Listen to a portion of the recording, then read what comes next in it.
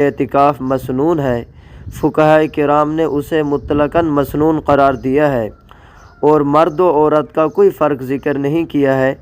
البتہ اعتکاف کے سلسلے میں مسجد کا جو حق ہے وہ خواتین کے اعتکاف سے ادا نہیں ہو سکے گا، کیونکہ وہ گھر میں اعتکاف کریں گی۔ خواتین کے لیے مسجد میں اعتکاف کرنا مکروہ تنزیہی ہے۔ فضائل رمضان میں ہے کہ عورت کو اپنے گھر کی مسجد میں اعتکاف کرنا چاہیے۔ اگر گھر میں کوئی جگہ مسجد کے نام سے متعین نہ ہو تو کسی کونے کو اس کے لیے مخصوص کر لیں۔ خواتین کے لیے اعتکاف بنسبت مردوں کے زیادہ سہل ہے۔